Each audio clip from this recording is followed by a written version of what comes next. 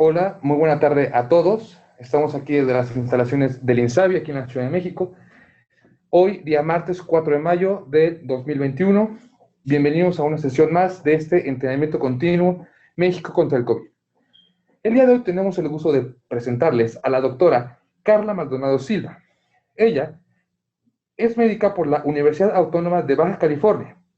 Es especialista en pediatría por el Hospital Central Sur de Alta Especialidad de Pemex. Subespecialista en hematología pediátrica por el Instituto Nacional de Pediatría aquí en la Ciudad de México. Tiene una alta especialidad en trasplante de células progenitoras hematopoyéticas, un diplomado en medicina transfusional por la Universidad Anáhuac. También tiene un diplomado en gestión de instituciones de salud por el ITAM. Ella también es profesor asociado de la materia de hematología pediátrica y trasplante en pediatría, miembro activo de la Asociación Mexicana de Medicina Transfusional y coautora de la Guía de Práctica Clínica de Manejo Hemático del Paciente. Actualmente es jefa del Departamento de Banco de Sangre del Instituto Nacional de Pediatría. Doctora Maldonado, qué gusto que nos acompañe el día de hoy con nosotros. Le cedo los micrófonos para que inicie la sesión, doctora. Buenas tardes. Hola, muy buenas tardes a todos. Muchísimas gracias por la atenta invitación para poder compartir esta tarde con ustedes y hablar un poco del impacto que ha tenido la pandemia COVID en el área de la medicina transfusional. Voy a compartir mi pantalla y me indican si el volumen es correcto. Sí, doctora, es correcto y ya vemos también su pantalla. Perfecto. Pues muchas gracias. Reitero mi agradecimiento el poder compartir esta tarde. Hablarles qué ha sido el reto que hemos enfrentado los que nos dedicamos a la medicina transfusional y el reflector que hemos tenido a raíz de la pandemia en temas relacionados con esta área de la medicina.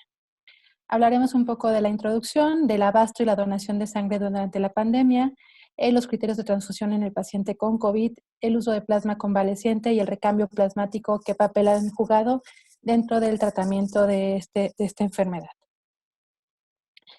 La pandemia se convirtió en un desafío mundial para todos y que afectó de manera importante a la medicina transfusional. Amenazó sobre todo la parte de la eficiencia y la seguridad, sobre todo por la escasez que podíamos tener de hemocomponentes debido principalmente a la disminución de la donación, a un aumento de la demanda de productos que podría haber en las áreas de atención crítica y también al miedo o a la incertidumbre respecto al riesgo de transmisión de este agente a través de las transfusiones. La medicina transfusional es justamente esta rama multidisciplinaria porque no solo se trata del banco de sangre. En ella se involucran desde el personal de enfermería, los químicos, los médicos, hematólogos, patólogos clínicos, médicos generales, médicos evaluadores, los médicos prescriptores de las transfusiones, el personal que hace la hemovigilancia, la gestión de los recursos y demás. Realmente es un área multidisciplinaria que busca especializarse y conducir las pautas en el uso y manejo adecuado de la sangre y sus componentes para el tratamiento y prevención de enfermedades. Esto de manera global, hemos visto que durante la pandemia de COVID, las publicaciones relacionadas con temas relacionados al tema transfusional han ido creciendo y esto habla de que se está posicionando como algo que todos, independientemente del sitio donde nos ocupemos, aunque no seamos hematólogos o trabajemos en un banco de sangre, debemos tener conocimientos generales respecto a qué involucra y qué impacto tiene la medicina transfusional en la atención de nuestros pacientes. ¿Qué desafíos hemos enfrentado? El primer desafío fue la preocupación que podríamos tener sobre el abasto y la seguridad de los productos sanguíneos que se podrían utilizar para el paciente con COVID, ya que estaba muy marcado que esto podría impactar negativamente en la captación de donantes y por ende una escasez de componentes, y que también deberíamos incentivar la donación, pero era difícil en el contexto de proveer un ambiente de seguridad al donante, de forma que estas estrategias que se establecieron en los diferentes bancos de sangre donde se hacían las donaciones, permitieran que ellos tuvieran un ambiente de seguridad que minimizara el riesgo de una transmisión a nivel comunitario. Buscábamos también disminuir la demanda porque había pocos productos, entonces tendríamos que hacer un uso adecuado y racional de estos productos. Y algo que se tornó mucho en boga fue el uso de plasma convaleciente del paciente con que ya había sufrido COVID para el tratamiento de otros pacientes y el impacto o la utilidad que ha tenido el recambio plasmático terapéutico en el tratamiento de estas diferentes contextos fisiopatológicos que se da durante las diferentes fases de COVID, como pudiese ser la tormenta de citocinas. Pero el más importante, y desde la historia de la medicina transfusional es muy antigua, ¿no? Pero realmente uno de los hitos más importantes que se pasó en el siglo pasado fue justamente el descubrimiento de los grupos sanguíneos por Landsteiner en 1902, que describió por primera vez la presencia del sistema de grupos sanguíneos ABO. Y después de eso ha habido un avance importante en la medicina en torno sobre todo a temas de seguridad, técnicas de almacenamiento, de administración de hemocomponentes, técnicas de biología molecular para el estudio de la sangre, porque el principal desafío y el principal temor que seguimos teniendo los que nos dedicamos a la medicina transfusional es el riesgo de infecciones transmitidas por transfusión. Sigue siendo un riesgo latente que a pesar de las técnicas evolucionadas y nuevas que tenemos para hacer tamizaje infeccioso, comprobaciones y confirmaciones de agentes infecciosos, cada que hay una emergencia de un agente nuevo, en este caso un virus, es el primer como punto y preocupación que podemos tener nosotros en el área de transfusional. Y buscamos justamente evitar este riesgo. ¿Y qué pasó? En los principales inicios, los estudios que reportaban buscando justamente esta posibilidad, mostraban que muchos de los pacientes sí presentaban hasta el 15% viremias, pero que las concentraciones de ARN viral eran realmente muy bajas. Y que esto realmente no existía una correlación entre esa cantidad tan baja de ARN viral, aunque hubiera una viremia, y que la infectividad era poca y por ende no había un riesgo comprobable de que hubiera una transmisión del COVID a través de la transfusión de sangre. Sí preocupaba porque justamente los donantes que podrían acudir en estado asintomático, serían aquellos que tuvieran una carga viral baja y por ende las concentraciones y la viremia serían bajas y no tendrían riesgo de transfusión. Este riesgo transfusional se quedó como un riesgo teórico, hasta la fecha no comprobable, no ha sido demostrado que haya una transmisión. Y en retrospectiva se ha hecho el mismo análisis con otros virus respiratorios como el de SARS-1 o el MERS, y en todos ellos que son de tipo respiratorio no se ha comprobado un riesgo de transmisión. Pero a los principios de la pandemia, pues finalmente era un riesgo que teníamos ahí. El Centro Nacional de Transfusión Sanguínea ha apoyado mucho a los servicios de transfusión y bancos de sangre justamente para tener estrategias para garantizar el abastecimiento de sangre durante la pandemia. Y esto, como decíamos, hubo un impacto definitivamente importante en el inicio de la pandemia, alrededor de los primeros 4 meses del inicio de la pandemia. Esto impactó en la captación de donantes con una donación reducida y obviamente teníamos que mitigar el impacto que podía tener esto sobre la disponibilidad de los productos hacia aquellos pacientes que realmente lo necesitaban. Y una de las estrategias más importantes y de las que vamos a hablar más adelante justamente es mejorar el uso racional de la sangre. También era importante cuidar a nuestros compañeros de los servicios de transfusión y bancos de sangre, ya que ellos también estaban expuestos a los contagios y que por ende esto limitara o afectara la operatividad de los bancos de sangre. Se establecieron diferentes recomendaciones de bioseguridad en estas áreas para evitar la transmisión comunitaria dentro del mismo personal que trabajamos en los servicios. Pero a pesar de todo esto, en los primeros 4 meses hubo bancos que nos vimos afectados con disminución de la captación de la donación, alrededor de un 30 al 70%, incluso bancos en México, que reportaban una disminución de la donación importante y el temor era que los pacientes con COVID fueran a necesitar sangre y no tuviéramos la capacidad de brindar ese soporte. Vamos a hablar más adelante qué es lo que realmente pasó, cuál es el perfil del paciente con COVID en cuanto a respecto a los requerimientos transfusionales. Pero obviamente lo que más impactó fue la reducción del número de donaciones. Adicional a esto, a de que los donadores no venían a los bancos de sangre, se tuvo que hacer una actualización de los criterios de selección y diferimiento de donantes en México en relación justamente al contacto o a la presencia de enfermedad, con pruebas o no sintomáticos, con casos comprobables o sospechosos, y en base a esto se han ido actualizando desde marzo del año pasado a la fecha, estos son los de abril del 2021, que son los lineamientos actuales de selección que se enfocan en 3 puntos. Al donador, habitualmente siempre le hacíamos una biometría hemática en la cual evaluábamos los parámetros básicos, hematocrito o hemoglobina, las plaquetas y los leucos totales. A raíz de la pandemia tuvimos que integrar a esta evaluación la cantidad de linfocitos, porque se veía en los primeros reportes de Wuhan que justamente los linfocitos era uno de los parámetros hematológicos que se veían afectados y que más del 50% de los pacientes podían tener linfopenia como un marcador indirecto de la infección. En ese caso, cuando un donador acude a los bancos de sangre y tiene una cantidad de leucos menores a 1500, es una condición de diferimiento de rechazo. Cuando el paciente tiene COVID, ya sabemos que incluso ahora son candidatos a hacer donaciones de plasma de convaleciente. Posterior a una infección por COVID sin secuelas, el criterio de diferimiento son 14 días posterior a la resolución de los síntomas.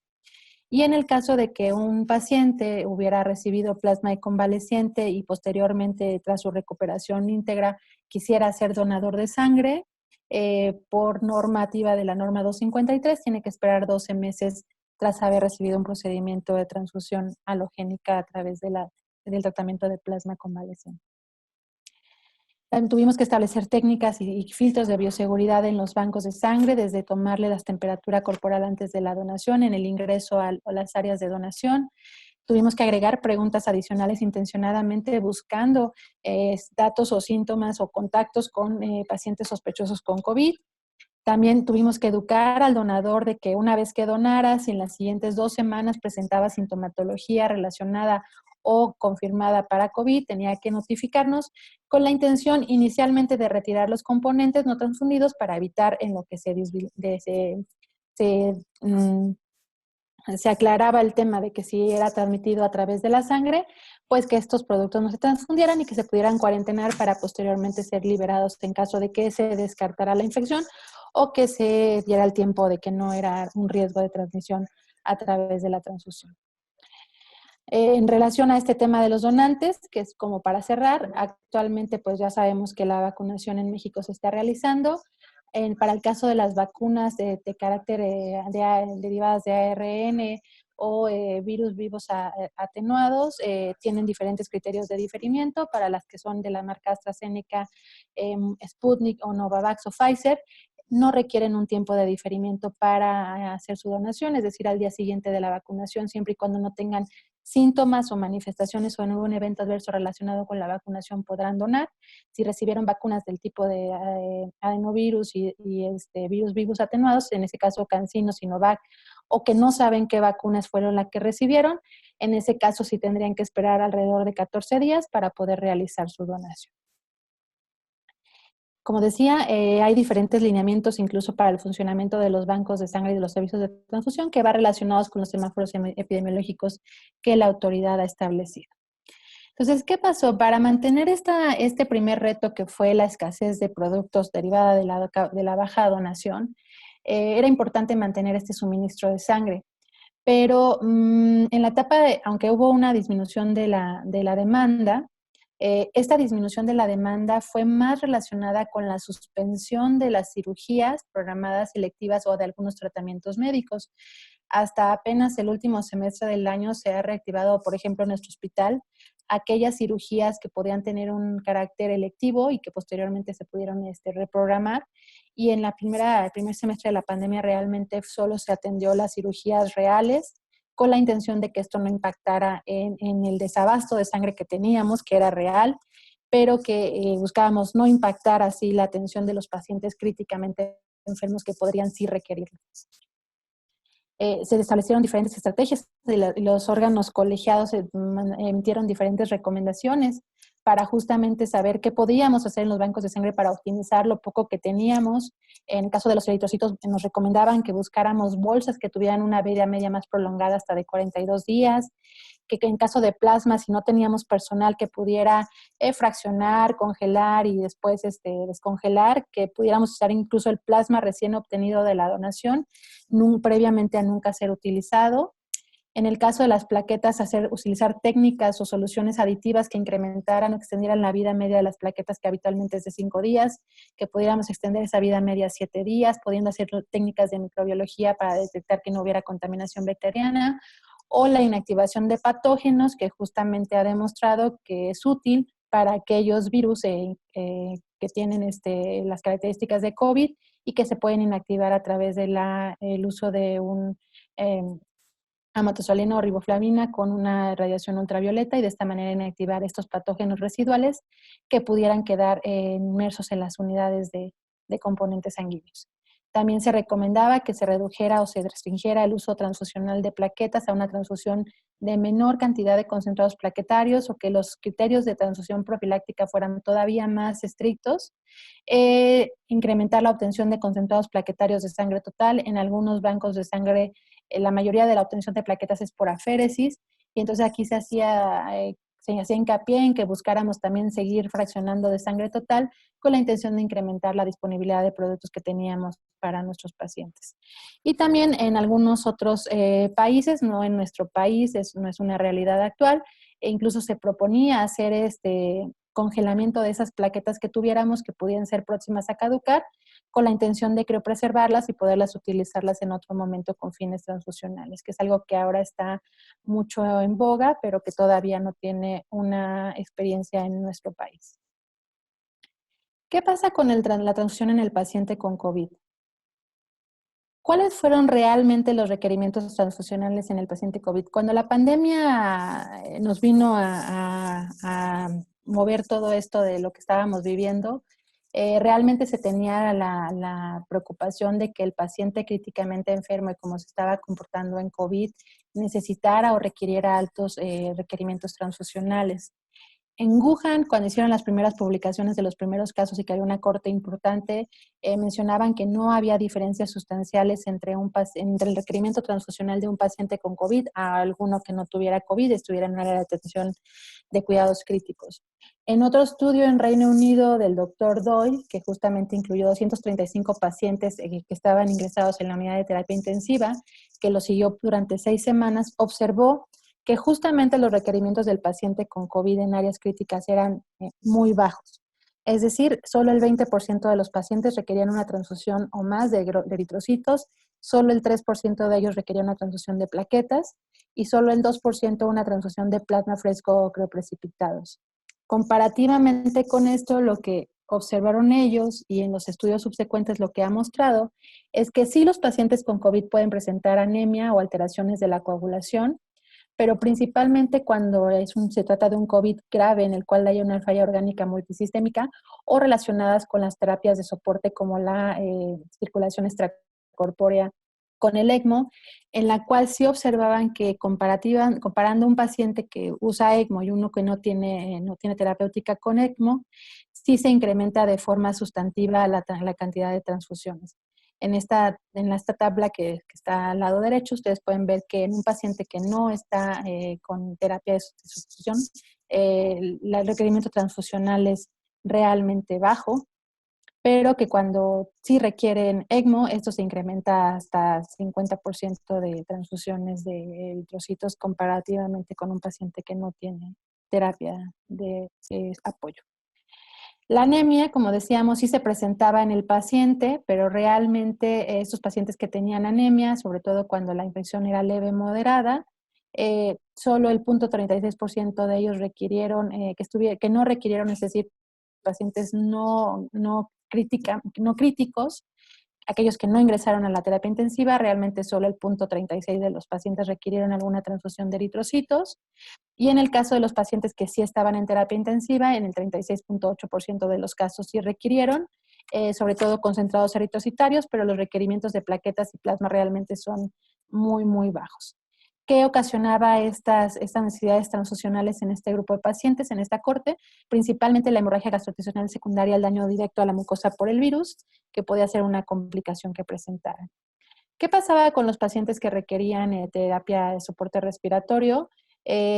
Había un descenso discreto de la hemoglobina, pero no le condicionaba un riesgo de hipoxia, y estos descensos de hemoglobina no fueron clínicamente significativos, ya que la mayoría de los pacientes que justamente en este artículo que habla de cómo se presentaron el perfil hematológico, todos los parámetros hematológicos en el paciente con COVID, El promedio de hemoglobina que tenían estos pacientes era en promedio de 10.2 a 11 gramos por decilitro, lo que realmente no tiene un criterio transfusional, y de ahí que podríamos concluir que realmente los requerimientos transfusionales de este grupo de pacientes no ha cambiado, no ha sido diferente.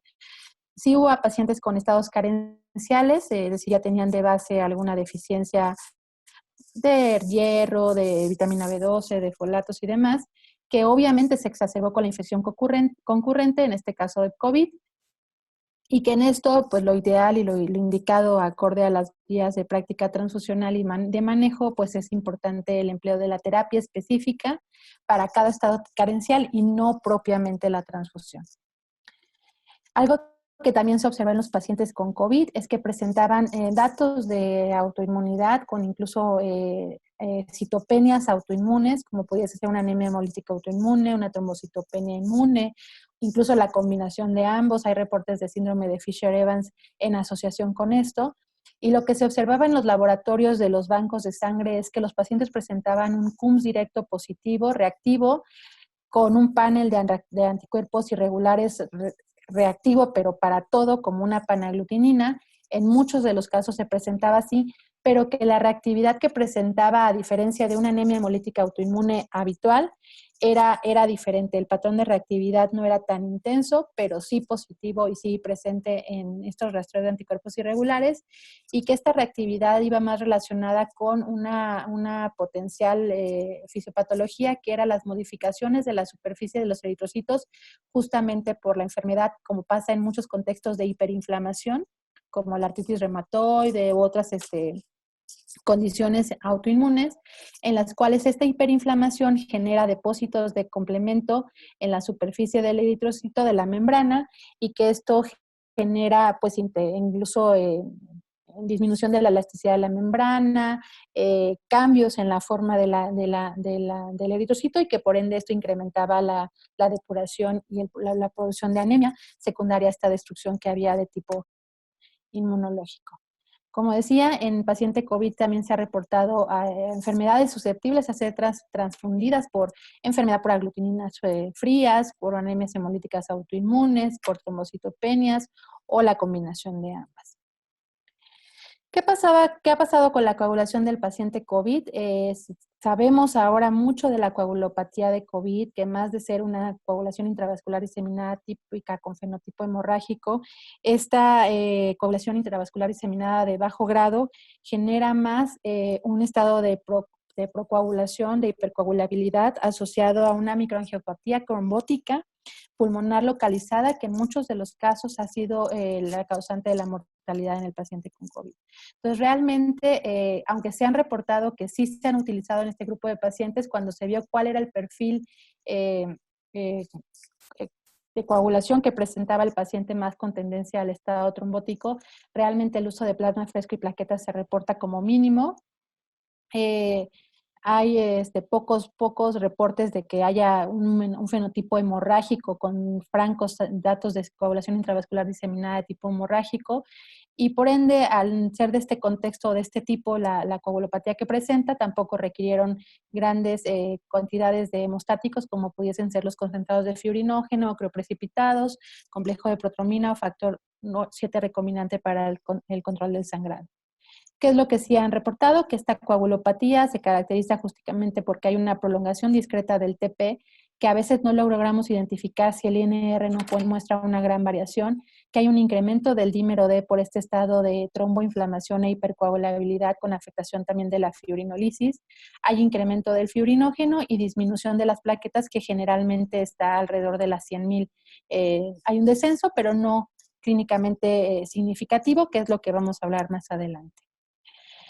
Con estas alteraciones de la coagulación se hizo mucho uso de las pruebas viscoelásticas, estas pruebas dinámicas que nos permiten ver el perfil de la coagulación, cómo se encuentra en vivo, con una participación de todos los componentes del sistema de coagulación y no solo los factores que específicamente evalúan las pruebas estáticas, como puede ser el TP, el TTPA y el fiurinógeno, sino que aquí lo vemos de una manera más global el tema de la coagulación. Y lo que nos mostraban estas pruebas viscoelásticas en los trazos del TEC o del ROTEM era que los cambios más se relacionaban con un estado de hipercoagulabilidad, eh, consistentes con este tema de la coagulación intravascular diseminada, pero de tipo trombótico, ¿no? Esta se conoce bien actualmente que hay una tendencia trombótica de esta enfermedad y por eso es importante justamente evaluar que lo que está pasando con el paciente en vivo es esto, el estado protrombótico con trombocitosis o hiperfiltrinogenemia, y que obviamente estas pruebas nos apoyan en la toma de decisiones de evitar una transfusión innecesaria que incluso pudiera poner en riesgo de mortalidad al paciente por una transfusión innecesaria. Sabemos que la sangre es un elemento terapéutico muy importante que va a estar indicado cuando las condiciones que conducen a la anemia, a la trombocitopenia o la alteración de la coagulación le genera al paciente una morbilidad o significativa o riesgo de mortalidad, y que obviamente en este contexto la transfusión va a ser nuestro elemento de utilidad cuando aquella no exista otro medio de tratamiento para prevenir o manejar efectivamente esa condición que está teniendo en riesgo a nuestro paciente. Como decíamos, las transfusiones son seguras y eficaces. Hasta la fecha podemos decir que son de manera general seguras, pero que algo importante para poder garantizar la eficacia de esta intervención es justamente que tengamos un suministro seguro y accesible y que se haga un uso clínico apropiado de la sangre y los productos. Y yo los invito a justamente buscar esta estrategia que existe, que se llama Choosing Wisely, que justamente nos invita a elegir sabiamente, es decir, saber en qué momento realmente está indicada la transfusión y no dejarnos guiar solo por parámetros o valores de laboratorio. ¿Cuáles son los principios de las prácticas transfusionales? Y realmente estos principios de las prácticas transfusionales se aplican para todos los pacientes y no solo para el paciente con COVID. Vemos que es importante considerar y restringir las transfusiones en este grupo en específico porque están justo en el límite de llevarlos a un estado de trombosis cuando se aplica o se sobretransfunde a un paciente que a lo mejor no lo requiere. La transfusión no es solo un elemento del manejo del paciente, debemos siempre guiar nuestras decisiones transfusionales en base a guías nacionales o internacionales y obviamente estas guías nos ayudan a racionalizar la transfusión, pero no quiere decir que lo que dice la guía es lo que hay que hacer. Siempre hay que individualizarlo al contexto específico de los pacientes. Hay que tratar de reducir las pérdidas sanguíneas. Por ejemplo, muchos de los pacientes con COVID presentaron anemia, incluso lo han reportado así, secundaria a la toma de muestras para los diferentes protocolos y estudios y determinaciones que les tenían que hacer. Entonces, ahí de repente esa toma de muestras iatrogénica condicionó incluso la necesidad de transfusión, cuando el paciente pues probablemente pudiéramos restringirlo un poquito más y reducir esas pérdidas. Siempre tomar en cuenta que cuando hay una pérdida de sangre aguda se debe de dar una reanimación efectiva primero con cristaloides y coloides y posteriormente hacer el uso de los hemocomponentes. Y aunque en el caso de la transfusión de eritrocitos el valor de hemoglobina sí es importante considerarlo, no debe ser el único factor para decidir transfundir a un paciente. Y es importante conocer los riesgos y los beneficios que puedan obtenerse de una transfusión para en ese momento ponerlo en la balanza y tomar la mejor decisión para nuestro paciente. En el caso del concentrado eritrocitario, existen ya diferentes guías, la guía NICE, la guía británica, la canadiense, la australiana, de que hablan de justamente una semaforización de cuándo está indicada la transfusión. Y esto es traspolable a casi la mayoría de nuestros pacientes, solo tendrá algunas particularidades, sobre todo para la población pediátrica en etapa neonatal y lactantes menores de 4 meses, pero realmente para el resto del grupo de pacientes las racionalización es muy parecida. Una transfusión va a ser inapropiada cuando la hemoglobina es igual o mayor a 10. Realmente en esos casos la transfusión deberá ser por una causa que lo justifique explícitamente, que se define y que se documente, ya que se ha visto que tener un esquema de transfusión liberal, fuera de apoyar en la mayoría de los contextos o mejorar los desenlaces de los pacientes, empeora estos resultados de mortalidad, días de estancia y costos asociados al uso inapropiado de la sangre. Va a ser apropiada cuando el paciente tenga hemoglobina entre 7 o 10 gramos de decilitro, siempre y cuando haya síntomas o signos que evidencien que hay una incapacidad de satisfacer la demanda tisular de oxígeno y que podría ser exacerbada esta por la anemia. Algunos pacientes pudiesen ser pacientes con hemorragia activa, pacientes hemato-oncológicos con sangrado, que además tengan trombocitopenia. Esos casos serán la indicación de utilizar de 7 a 10 gramos como un umbral para indicar la transfusión. Y en general, para todos los grupos de pacientes, siempre y cuando no haya una contraindicación, va a ser apropiada transfundirle cuando la hemoglobina es menor a 7 gramos por decilitro, incluso aunque el paciente pudiese estar asintomático. ¿Qué pasó con las recomendaciones justamente en el paciente con COVID críticamente enfermo en terapia intensiva o con manejo ventilatorio? La recomendación básicamente fue la misma que un paciente hospitalizado sin COVID, basar el criterio de la transfusión en base a la inestabilidad hemodinámica incipiente y con un nivel de hemoglobina menor a 7 gramos por decilitro, en ese momento indicar la transfusión. Incluso en pacientes que se ha visto que pueden estar asociados a sepsis, también las políticas o las estrategias restrictivas de transfusión han mejorado o han disminuido, uno, la exposición a menos transfusiones, que sabemos que en un contexto de un paciente críticamente enfermo, inflamado, infectado, la inmunomodulación mediada por transfusión, que al transfundir un eritrocito o una plaqueta, no solo estamos transfundiendo estos componentes, también estamos transfundiendo citocinas, detritus propiamente de las lesiones que puede haber del almacenamiento de los hemocomponentes en los bancos de sangre, que eso puede generar todavía o exacerbar el contexto de inestabilidad de un paciente y por ende debemos de buscar prevenir la exposición a esa donación, a esa transfusión halogénica. Se ha visto que cuando los aplicamos criterios de transfusión restrictivos, podemos disminuir la exposición de transfusiones de estos pacientes hasta 3 unidades menos. La diferencia en la mortalidad es algo que cada escenario, cada grupo de pacientes, si es en cirugía cardiovascular, si es en el paciente críticamente enfermo con sepsis, es algo que podemos encontrar diferente literatura que habla en algunos casos que sí hay una diferencia en la mortalidad, pero no en todos los casos se ha demostrado y es porque se requiere todavía hacer más estudios respecto al impacto que tienen los desenlaces estas políticas de transfusión restrictiva.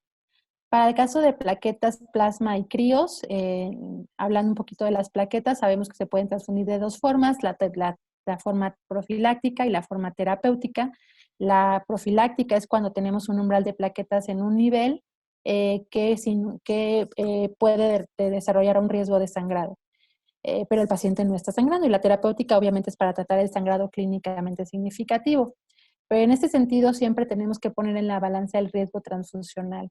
El riesgo, si el paciente con COVID tiene un riesgo hemorrágico, que lo cierto es que en la mayoría de los pacientes no lo vamos a tener, lo que sí vamos a tener un riesgo es de llevarlo a la trombosis.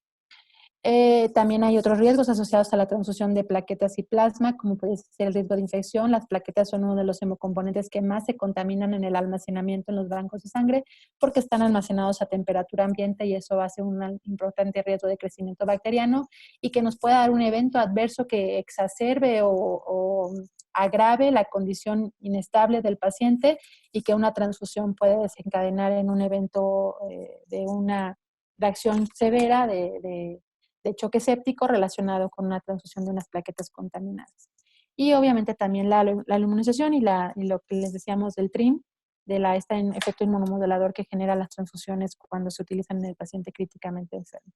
Entonces, realmente siempre hay que poner en la balanza justamente individualizar al paciente y en el caso de COVID yo les diría que justamente el riesgo protrombótico es mucho mayor que el riesgo de hemorragia.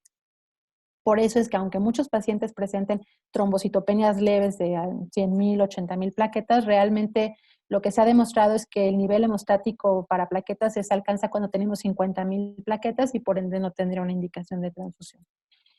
Es importante que cuando el paciente presenta hemorragia, cataloguemos esa hemorragia si es clínicamente significativa o no. Esa hemorragia clínicamente significativa va a ser aquella que resulte en morbilidad y que requiera una intervención o que pueda poner en riesgo la vida del paciente. No es lo mismo la presencia de una epistaxis mayor a 30 minutos,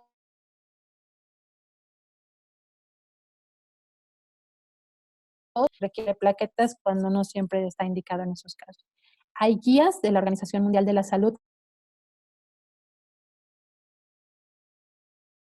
que justamente en los momentos está indicada, es decir, un paciente que no tiene un nivel, tiene una trombocitopenia, pero tiene un sangrado que es clínicamente significativo y por ende requiere el tratamiento. Los grados 2 a 4 son los que se consideran clínicamente significativos acorde a esta clasificación y generalmente es cuando el paciente presenta expectación mayor a 30 minutos, cuando presentan hematemesis, melena, sangrado transvaginal o sangrado en hematuria, hemoptisis,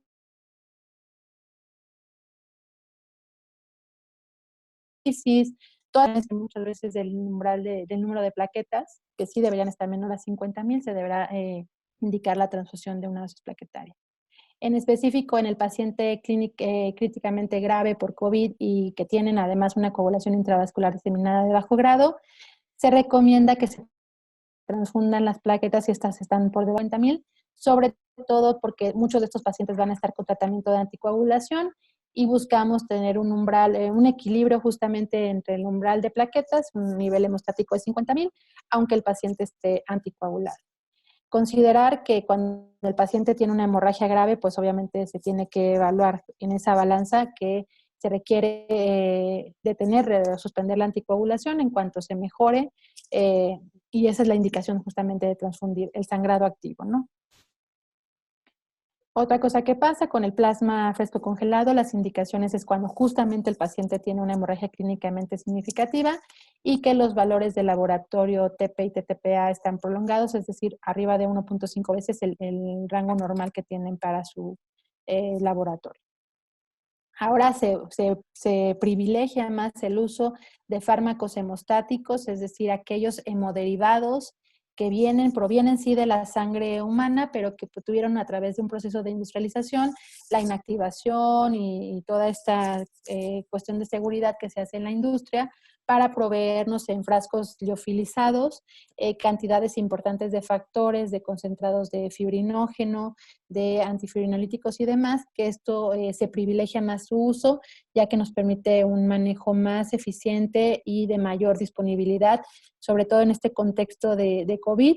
Algo que también se vio afectado y que pareciera no relevante es que, por ejemplo, el abasto de albúmina del 25% en México se vio comprometida justamente porque al disminuir los donantes a nivel mundial, pues la albúmina, la gamma globulina, los factores 8, 9, son derivados plasmáticos. Y al no haber donaciones de sangre, pues no había plasma excedente que pudiera mandarse a la industria para industrializarse y de esa manera también hubo algún impacto en la disponibilidad de estos productos para nuestro país. Cuando un paciente tiene hipofibrinogénemia, que vamos a hablarlo de menos de 1.5 gramos por litro, está indicada la transfusión de croprecipitados o de concentrado de fibrinógeno cuando este está disponible, que en México tenemos posibilidad de contar con 2 de estos productos. ¿En qué grupo de pacientes veíamos al principio? Sí hubo un incremento en los requerimientos transfusionales por obviamente el tipo de tratamiento de soporte que se estaba brindando, fue con el ECMO. En este grupo de pacientes, aún así es que es un paciente críticamente enfermo que está con una terapia de soporte, el umbral de transfusión para eritrocitos seguían siendo el 7 gramos por decilitro, siempre y cuando el paciente estuviera estable y sin sangrado activo, ¿no? Si el umbral o el paciente no se encontraba en estas condiciones, podíamos tener límites más altos de transfusión entre 8 a 10 gramos por decilitro cuando el paciente estaba en estado de choque o que la evidencia de que a pesar de del ECMO la optimización a la entrega de oxígeno estaba alterada.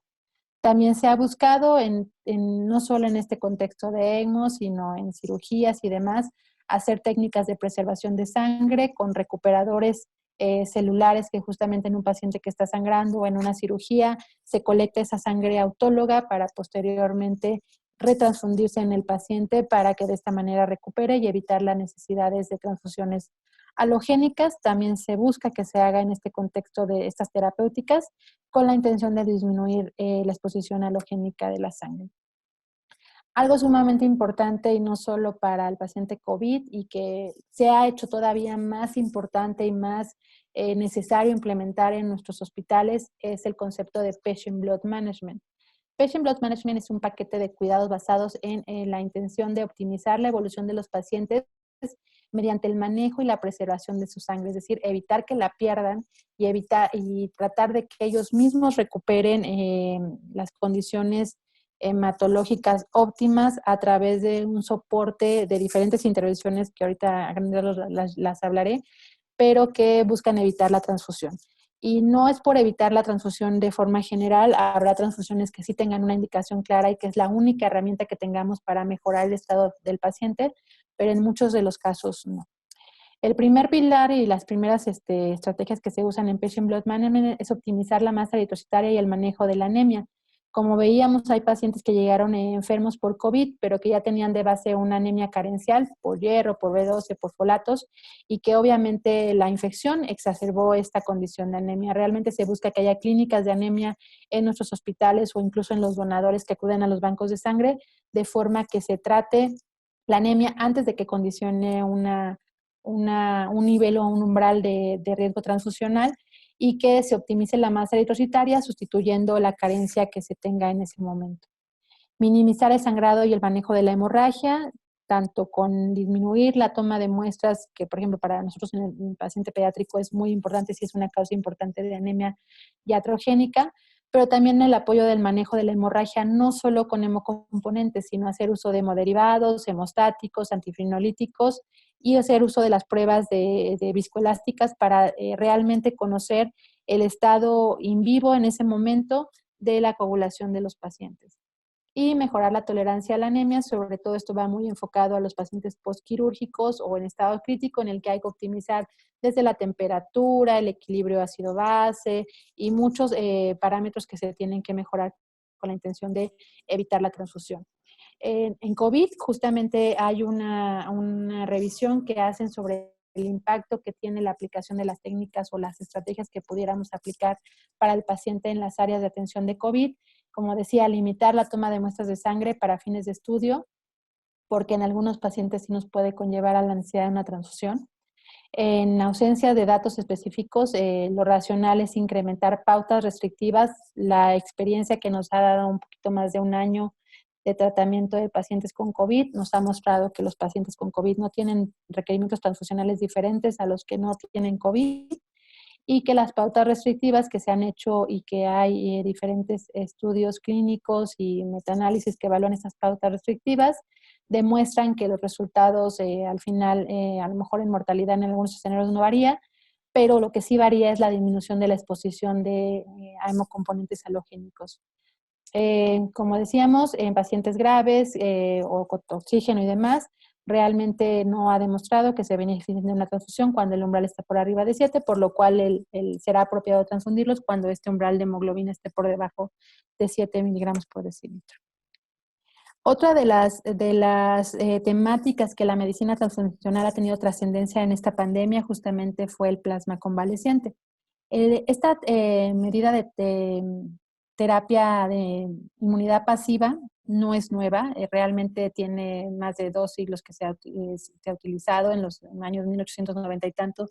Se trataba incluso para tratar infecciones bacterianas, fue a inicios del siglo pasado en el cual se empezó a utilizar para el tratamiento de la gripe española, para el tratamiento de brotes por ébola, de otros coronavirus como fue MERS y SARS-CoV-1, y que obviamente con las experiencias que se habían tenido de pequeños grupos de pacientes que se habían beneficiado por el uso del plasma convaleciente, se tornó como un probable tratamiento efectivo que pudiera ser seguro en este grupo de pacientes. Desde marzo y abril que se publicó justamente que el plasma convaleciente podía ser una terapia potencial para el tratamiento del COVID, se han hecho diferentes revisiones e incluso se ha sacado de los archivos aquellos metaanálisis que hablaban de la utilidad de plasma convaleciente en otras infecciones virales de tipo respiratorio y justamente estos metaanálisis hablaban del efecto benéfico que podía tener esta terapéutica en esta pandemia de COVID. Tanto en el uso de plasma convaleciente y incluso impacto en la mortalidad también se venía un efecto favorable hacia la disminución de la muerte. Esta terapéutica buscaba que justamente un paciente con COVID que se había recuperado se le hiciera una extracción, una donación de plasma, generalmente por aféresis, en la que podíamos obtener hasta 1 litro de 600 mililitros a 1 litro de plasma, dependiendo cuántas sesiones se hiciera, y que con esto, en ese plasma que se obtenía de donación, pudiéramos obtener anticuerpos neutralizantes del virus, que cuando se infundían en el paciente enfermo de COVID, que estaba inmunocomprometido y con esta enfermedad grave, el paciente tuviera una recuperación por la neutralización que efectuaban estos anticuerpos sobre la infección activa. Realmente en México y en el mundo se tuvo mucho preocupación de que justamente eso se saliera de control y que no tuviera los lineamientos técnicos o institucionales o de comités de ética relacionados con la producción de plasma de convaleciente, por lo cual diferentes autoridades en Estados Unidos, en la Unión Europea, en la Organización Panamericana de la Salud, en México, establecían lineamientos justamente para los protocolos porque se buscaba que esta terapéutica se utilizara de forma óptima y que realmente evaluara los resultados que realmente produciera el uso de plasma convaleciente, si había una eficacia y medir esa eficacia y sobre todo la seguridad. Obviamente el tema de la donación, los donadores tenían que cubrir los requisitos que la norma para el uso clínico de la sangre se tiene, que es la norma 253, y diferentes aspectos de bioética que era importante garantizar los principios de ética, las buenas prácticas de manufactura en el procesamiento y análisis del plasma y obviamente que estuviera protocolizado cómo se va a utilizar de forma que los resultados que se obtuvieran al hacer el análisis de los datos fueran válidos y fueran reproducibles para otros pacientes. A grandes rasgos, estos fueron los criterios que se establecieron para los donadores, algo que limitaba mucho la utilidad y en México los diferentes protocolos que se tienen hasta la fecha publicados en este Clinical Trials son 8 grupos de estudio en México, que una de las limitantes importantes, como mencionaba, fue la cuantificación de anticuerpos neutralizantes anti-SARS-CoV-2, que requerían medidas de bioseguridad muy importantes y que no en todos los centros podríamos desarrollar estas técnicas. Esto estaba basado justamente en esta curva de cómo se presentaba la historia natural de la enfermedad y justamente posterior a los 14 días del inicio de los síntomas, se presentaba entre el día 10 a 14 la producción de estos anticuerpos neutralizantes que podían ser de utilidad para el tratamiento de otro paciente con COVID. Como decía, hay diferentes ensayos clínicos, aún algunos corriendo, algunos que ya han sido suspendidos. En México hay 8 estudios que se estaban corriendo en diferentes centros, sobre todo en la Ciudad de México y Puebla y Monterrey. Hay múltiples publicaciones, actualmente seguramente son más de 40, que justamente buscaban determinar la eficacia y seguridad del plasma convaleciente en los pacientes con COVID. ¿Cuáles son los datos más relevantes al respecto? Esto es de la revisión Cochrane. En la revisión que hace de Joiners y colaboradores, fueron alrededor de 5,000 pacientes en los cuales se evaluó la seguridad del plasma convaleciente. Realmente aquí lo que buscaban era ver que fuera una terapéutica segura, que no generara un evento adverso a la transfusión de ese plasma halogénico y realmente la cantidad de eventos adversos fue mínima. Y por ende, en este estudio concluyeron que el plasma convaleciente es seguro. La eficacia es algo que vamos a ver más adelante. Después, estos otros autores hicieron un ensayo clínico de casos y controles en el que justamente su evaluación final era evaluar la mortalidad en pacientes con COVID y realmente en este grupo de pacientes observaron que 14% de los pacientes tratados con plasma y 26 de los controles fallecieron. Esta diferencia no fue estadísticamente significativa, por lo cual concluyeron que no había un efecto benéfico con el tratamiento de plasma convaleciente e incluso este estudio decidieron detenerlo y volver a replantear cuál iba a ser la forma en que iban a evaluar el resultado o las características de este grupo de pacientes que se vieron tratados con el plasma. Este otro estudio de Joiners y colaboradores es un estudio multicéntrico de etiqueta abierta, o sea, sabían a quién le habían dado plasma y a quiénes no. Y este estudio, que incluyó una gran cantidad de pacientes, 35.322 pacientes transfundidos, de los cuales la mayoría estaban en unidades de atención crítica, y que en la mitad de ellos estaban sometidos a ventilación mecánica. La verdad es que la mortalidad, aquí lo que quisieron evaluar es el momento, porque muchas de las teorías que cuando los primeros estudios mostraban que no era efectivo, se hablaba de el inicio temprano del plasma, de incluso utilizarlo en pacientes con COVID moderado y no tanto llegar a los extremos ya de gravedad en el que el daño ya estaba implantado. Ellos lo utilizaron en diferentes momentos del tiempo, a los 3 días, a los 4 días, a los 30 días y evaluaron justamente esta mortalidad y realmente tampoco hubo diferencias significativas entre el grupo que no lo recibió y en aquellos que sí lo recibían. También se planteaba que era importante y determinante, un factor determinante era la medición de los anticuerpos neutralizantes. En este mismo artículo midieron los niveles de inmunoglobulinas en base a varios niveles de corte y justamente vieron que a pesar de que los niveles fueran altos, intermedios o bajos, la mortalidad a 7 días también era, las diferencias no eran clínicamente, no eran estadísticamente significativas y por ende no, en estos estudios, hasta la última revisión Cochrane, no ha sido factible determinar la eficacia del tratamiento. Esto no quiere decir que no funcione. Las causas y justamente el análisis que hace Cochrane de por qué los resultados no han sido los que se esperan y por qué hay grupos en Argentina, por ejemplo, que reportan una discreta mejoría en la mortalidad y así. Las causas es que justamente el paciente con COVID no solo requiere el tratamiento con plasma convaleciente, requiere una serie de intervenciones que justamente eso hace muy heterogéneo el tratamiento que realmente se le está dando al paciente con COVID. Los criterios de inclusión también son muy heterogéneos, hay falta de controles, hay falta de revisión por pares para justamente darle una mayor impacto o significancia a los estudios que se están haciendo. También, obviamente, el tiempo y la rapidez con la que se han publicado los estudios y los resultados. Y justamente que en muchos países, en muchos centros, no está regulado justamente cómo se están haciendo estas infusiones y no se están evaluando y reportando, que era como una de las principales preocupaciones cuando empezó a tornarse como una posibilidad de tratamiento para los pacientes con COVID.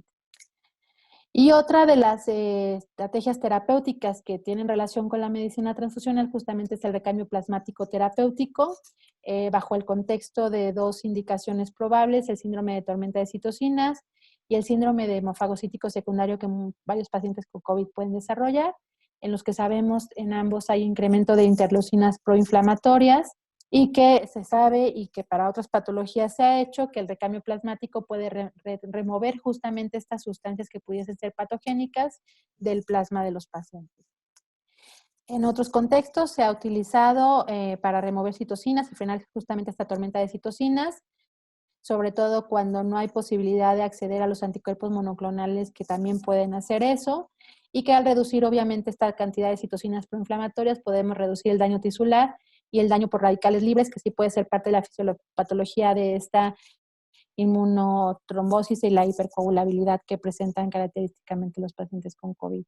Esta indicación aún no está incluida en las guías que habitualmente utilizamos para definir la categoría y el grado de evidencia que tienen, que es la Asociación Americana de Aféresis, pero que sí en algunos estudios y algunas cortes se han reportado que se ha utilizado.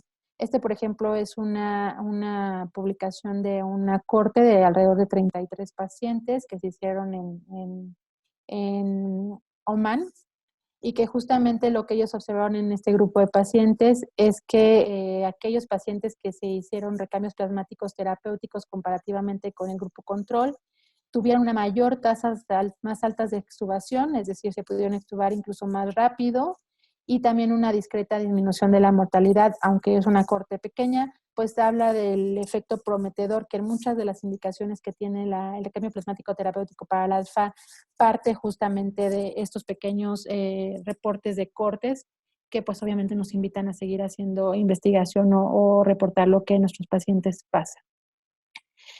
La medicina transfusional sigue teniendo muchos retos y los principales retos, porque seguramente emergencias de nuevos virus, desastres y demás, incluso la campaña del Día Mundial de Donante de Sangre del 2019, mencionaba, el lema era dona sangre, dona ahora y dona a menudo. ¿Por qué? Porque no necesitamos esperar a que venga un desastre o venga una pandemia que comprometa el abasto de sangre o la disponibilidad que tenemos de sangre para nuestros pacientes. El uso innecesario sigue siendo frecuente en nuestros hospitales, en nuestros centros. Las prácticas de transfusión inseguras exponen al riesgo de reacciones de transfusiones adversas o infecciones transmitibles por la transfusión o exacerbaciones de sus condiciones ya de base. También, obviamente, cada que transfundimos innecesariamente, le quitamos la posibilidad a otro paciente que probablemente sí tuviera la indicación de transfusión, reduciendo con esto la disponibilidad de productos sanguíneos para pacientes que realmente sí lo necesitan. Y es sumamente importante que los comités de transfusión y hemovigilancia de los hospitales controlen y mejoren justamente el uso de la sangre tradicional, como así la emergencia de técnicas o de procedimientos terapéuticos como el plasma convaleciente o la féresis terapéutica, para que con esto se mejore la seguridad y el uso de la sangre. Antes decíamos que la sangre salvaba vidas. La realidad es que con todas estas técnicas y lo que hablábamos de Patient Blood Management, ahora decimos salvemos sangre y salvemos vidas y salvemos dinero, porque todo esto genera ahorros que podían utilizarse para otras cosas que nuestros hospitales muchas veces necesitan. Para concluir, nada más recalcar que la sangre segura es fundamental, es parte de los tratamientos, es una elección y una posibilidad de tratamiento, sobre todo en contextos de situaciones urgentes, que a pesar de todo el acceso a la sangre segura sigue siendo un privilegio de unos pocos, es decir, existe un riesgo de disponibilidad y de sangre de seguridad transfusional en los pacientes y en nuestro país, y que la única forma justamente de asegurar el suministro suficiente de sangre segura va a ser mediante la promoción de las donaciones regulares altruistas y obviamente la parte que nos toca a nosotros en la parte médica y clínica es hacer el uso racional de estos componentes. Estos son mis datos de contacto y pues agradezco mucho su atención y estoy a su disposición para cualquier duda o comentario al respecto. Muchísimas gracias. Muchas gracias, doctora Maldonado. Les recordamos a los participantes que es una sesión a micrófono abierto, por lo que si ustedes quieren hacerle alguna pregunta o algún comentario a la doctora Maldonado, lo pueden hacer por medio del chat o levantar su mano desde su plataforma y nosotros les activaremos su micrófono. Mientras, doctora Maldonado, ya tenemos aquí una pregunta en el chat. Es del doctor Montalvo, que dice: hola doctora, buenas tardes, excelente ponencia. ¿Podría repetirnos con qué vacunas no se puede hacer una transfusión al momento que llega el paciente? Porque bueno, se mencionaba en la presentación que en algunas tenemos que esperarnos hasta 14 días. Muchas gracias. Es para la donación. Lo que comentamos respecto a la vacunación son los tiempos de diferimiento posterior a la vacunación. La norma 253 tiene diferentes criterios y periodos de diferimiento acorde a diferentes vacunas. Por ejemplo, la de influenza son 30 días, las que son de virus atenuados se van a 4 meses. O sea, tienen cada una de la rabia es un año. O sea, cada vacuna por las características y la forma de producción y el riesgo biológico que tiene diferentes periodos de diferimiento. Lo que mencionábamos es que justamente muchos pacientes ahora van a preguntar o cuando sí puedo donar, tienen a otro familiar y que preguntan, ¿sí puedo donar sangre? Y van a decir, no, porque tengo la vacuna, me acaban de poner la vacuna. Si recibieron la vacuna de AstraZeneca, de Sputnik, de Pfizer, pueden donar al día siguiente siempre y cuando no tengan ningún evento adverso relacionado con la vacunación. Sabemos que una proporción pequeña puede presentar fiebre, escalofríos, dolor muscular y demás. Entonces, en ese grupo de pacientes tendríamos que esperar alrededor de 3 días para que puedan donar, pero es relacionado con la sintomatología relacionada a la vacuna, más que porque por la vacuna no puedan hacer la donación de sangre. Para el caso de las vacunas de CanSino o Sinovac, o si de plano el potencial donador no sabe qué vacuna le pusieron, ahí el diferimiento es a 14 días. O sea, son diferimientos muy liberales, realmente no es tanto tiempo, pero que justamente se busca pues que las personas donen, ¿no? Limitar la donación, que ahorita sí es muy indispensable. Muchas gracias, doctora. Aquí también tenemos una pregunta de Lizeth Rebeca García. Buenas tardes. Disculpe, aparte de una posible anemia y plaquetas bajas, ¿qué otros marcadores de laboratorio se ven presentes en un paciente con COVID? Lo que reporta la literatura y las diferentes cortes de pacientes es que presentan anemia, pero anemia leve, realmente como decíamos, sin requerimientos transfusionales, 11 gramos de hemoglobina y a veces puede estar exacerbada por una deficiencia carencial previa. Pueden tener cuando ya Dependerá mucho del estadio de la enfermedad, de justamente si es un asintomático, leve, moderado o grave, ¿no? Incluso el tema de la trombocitopenia, se hablaba que era un predictor de gravedad justamente de la enfermedad. Lo que sí se ha visto es que pueden tener leucocitosis o incluso linfopenia, que es justamente de ahí decíamos que se volvió un parámetro para nosotros los bancos de sangre adicional evaluar a los donadores con el tema de los linfocitos totales, y cuando estaban por debajo de 1500, independientemente de que estuvieran asintomático, por la alta posibilidad de que esos estuvieran en ese estado asintomático, se difieren. A la fecha sigue siendo vigente este criterio de diferimiento. Dependerá mucho del estadio de la enfermedad de COVID, y justamente es tanto la biometría hemática como el perfil de coagulación, ¿no? El TP discretamente alargado, el dímero D alto, el fibrinógeno alto, que son parámetros que han permitido a los clínicos establecer tratamientos preventivos como la inmunoprofilaxis, la tromboprofilaxis, perdón, o evaluarlos en otro contexto, ¿no? En otra situación. Muchas gracias, doctora. Aquí tenemos la participación de Carmen Velázquez. Ella comenta: felicidades a la ponente, explícito y claro su tema. Tengo 2 preguntas. ¿Qué tiempo debe transcurrir de una donación a otra? Y la otra pregunta es: hace 20 años cursé con tuberculosis renal, me curé totalmente. Y en ese sentido, ¿yo puedo ser donante? Sí, los tiempos de entre una donación y otra dependerá del tipo de donación que hagamos. Se puede hacer donación a través de la donación de sangre total, que son alrededor de medio litro de sangre que se dona, que contiene plasma, plaquetas y eritrocitos. Esa bolsita de sangre de 500 mililitros se separa en los diferentes componentes de sangre. Cuando se dona sangre total y la siguiente donación es sangre total, tienen que pasar 2 meses, 8 semanas. Por norma y por cuestiones fisiológicas, las mujeres podemos donar en el año 3 veces en el año, y los hombres hasta 4 veces en el año. Pero es con este periodo. Cuando se donan componentes por aféresis, por ejemplo, plaquetas, las plaquetas, como se recuperan rápidamente y los separadores celulares solo obtienen las plaquetas y el resto lo regresan al donador, pueden donar incluso cada 15 días, entre una donación de plaquetas y otras. El antecedente patológico que tiene de tuberculosis renal resuelta no contraindica la donación en estos momentos. Muchas gracias, doctora. Aquí también tenemos otra pregunta de la doctora González, que dice: de acuerdo a las recomendaciones de transfusión en paciente COVID, aunque las plaquetas estén por debajo de 30,000, solo si hay sangrado activo se debe de transfundir, doctora. Muchas gracias.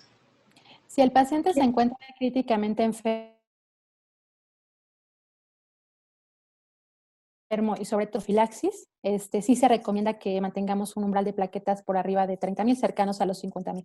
Entonces, en ese sentido, independientemente de que haya o no datos de sangrado, nuestra meta es que el paciente se mantenga siempre con 50,000 plaquetas, porque tiene un agravante o un desencadenante que en cualquier momento lo puede tener en riesgo de un evento hemorrágico, que en este caso es la anticoagulación, ¿no? Entonces, en ese sentido, si está anticoagulado, sí se recomienda que no haya datos de sangrado o no.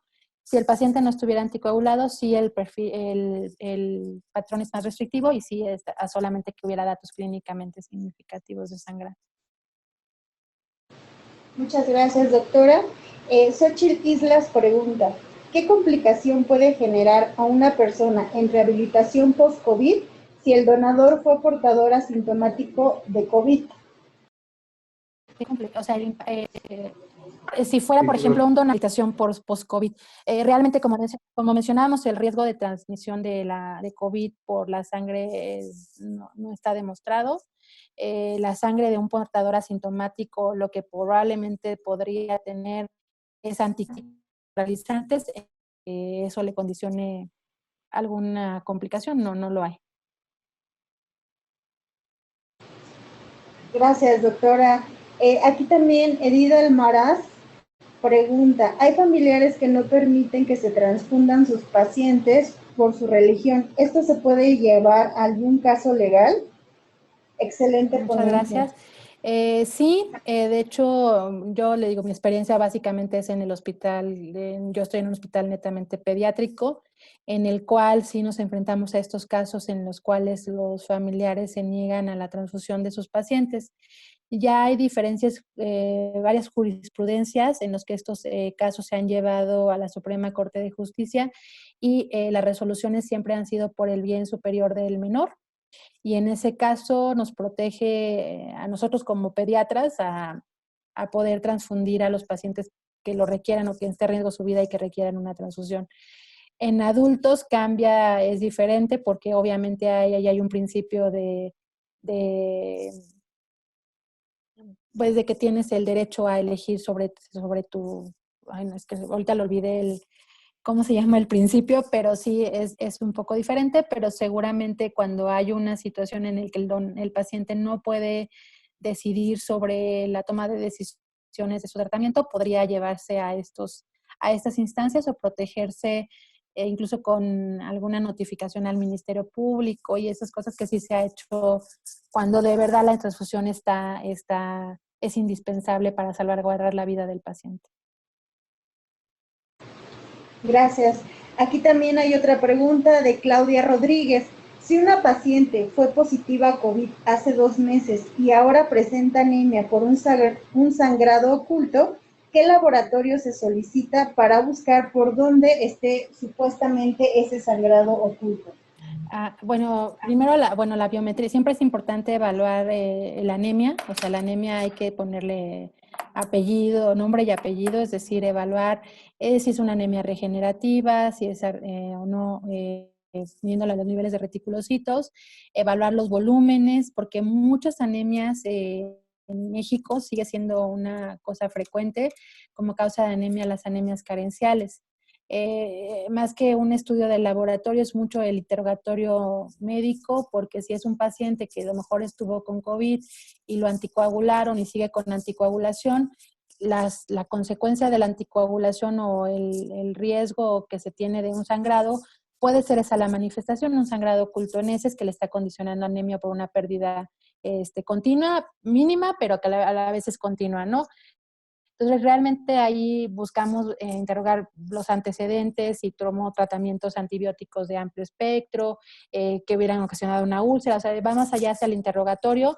El abordaje de la anemia sí justamente es en un contexto general, volúmenes, nivel de hemoglobina y reticulocitos, y sobre eso dictar la pauta de cuál es la causa que probablemente esté condicionando la anemia. Muchas gracias, doctora. Aquí también tenemos otra pregunta de Eliester Martínez que dice: ¿recomienda la vacunación a un paciente con trombocitopenia autoinmune que maneja normalmente plaquetas entre 90 y 100,000? ¿Y qué vacuna sería la recomendada? Muchas gracias. Sí. En el caso de las vacunas, y aplica tanto a pacientes que tienen trombocitopenia por causas adquiridas, congénitas o coagulopatías, por ejemplo, los pacientes con hemofilia, que tienen un riesgo incrementado de sangrado. Más que el tema de la vacuna, si la vacuna le va a condicionar alguna exacerbación de la condición autoinmune o algún riesgo de sangrado, es la técnica de aplicación. Todas las vacunas que se tienen disponibles se pueden utilizar en este grupo de pacientes. Realmente la recomendación es que los pacientes que por grupo de edad se vacunen independientemente de la comorbilidad, salvo que tengan antecedentes de anafilaxia a componentes muy específicos de las vacunas. Y lo que se recomienda, te digo, tanto para pacientes con trombocitopatías o trombocitopenias y coagulopatías, es las medidas de compresión posterior a la vacunación, pues para evitar el riesgo potencial que es que se forme un hematoma, ¿no? Que es lo que no quisiéramos que pasara en un paciente posterior a la aplicación de una vacuna. Pero realmente no hay una contraindicación por el tema de niveles de plaquetas o coagulopatías para la aplicación de la vacuna. Muchas gracias, doctora. Pues por el momento ya no tenemos más preguntas en el chat, así que nos gustaría preguntarle si tiene algún comentario final para la sesión, sobre todo con relación a la promoción de la donación en estos tiempos justo de pandemia, o algún otro comentario que usted quiera hacer. Bueno, agradecer amablemente pues la invitación que me hicieron a participar el día de hoy. Es una oportunidad justamente de poner el tema de la medicina transfusional en el tintero. La mayoría de nuestros pacientes en algún momento lo van a poder requerir y es nuestra obligación y responsabilidad incentivar y explicar a los donadores, a los familiares, por qué la importancia de la donación. La única forma a la fecha de poder obtener componentes de la sangre es a través de la donación. Y aunque es sumamente importante la donación en México, realmente la cantidad de donación altruista es muy baja, es alrededor del 5%. Eso nos lleva a que 95% de nuestros donadores sean donadores generalmente familiares, que van motivados porque necesitan el comprobante de la donación y muchas veces eso hace que no sean tan sinceros y en el tema de la encuesta y los filtros que se tienen que hacer en el banco de sangre. En algún momento uno se puede tornar de médico a paciente, de enfermera a paciente, y debemos de buscar que nuestros bancos de sangre tengan un flujo de donantes seguros, confiados y educados, ¿no? Entonces, en medida de que aprendamos un poquito, porque realmente esta fue una plática muy general de un campo muy amplio y que realmente, pues, como les decía, ha tenido ahora una mayor proyección que anteriormente no teníamos. Pero pues es importante fomentar eso, ¿no? Donar, no porque alguien lo necesite, donar a menudo y no esperarse a que haya una necesidad urgente. Y racionalizar realmente la implementación de Patient Blood Management, el uso de la guía de práctica clínica de manejo hemático del paciente nos da muchas herramientas para tomar decisiones basadas en la evidencia, ya no tanto en creencias o prácticas que a veces en nuestros hospitales se siguen haciendo, pero pues siempre hay que marcar la diferencia, ¿no? La cura para la ignorancia justamente es el conocimiento, y en medida de que poco a poco vayamos conociendo más sobre estas pautas nuevas, pues vamos a ir mejorando las prácticas transfusionales en nuestro hospital. Muchas gracias, doctora Maldonado. Y sí, como en una diapositiva lo mencionó, no esperemos que suceda algún otro desastre para que vayamos a donar, ¿no? Como el día de ayer, ¿no? Ayer en la Ciudad de México muchos pacientes necesitaban una donación de sangre y en muchos lados por la escasa disponibilidad que hay, pues no había, ¿no? Entonces, sí es muy importante que vayamos a donar, todos a donar, ¿no? Pues para que siempre haya una buena disponibilidad en todos nuestros hospitales. Muchas gracias, doctora Maldonado. Sabemos que su agenda es muy apretada. Muchas gracias por hacer un espacio aquí con nosotros. Todos los participantes estuvieron muy contentos. Tenemos muchos agradecimientos de felicitación y de que fue una muy buena ponencia, muy clara, doctora. Tenemos muchos comentarios desde Guanajuato, Sinaloa, Nuevo León, Querétaro, el Estado de México, Chetumal, en fin. Fue una ponencia muy buena, doctora. Muchísimas gracias y esperamos contar con su participación en futuros proyectos, doctora. Claro que sí, un gusto y bonita tarde a todos. Muchas gracias, doctora. Muy buena tarde a todos los participantes.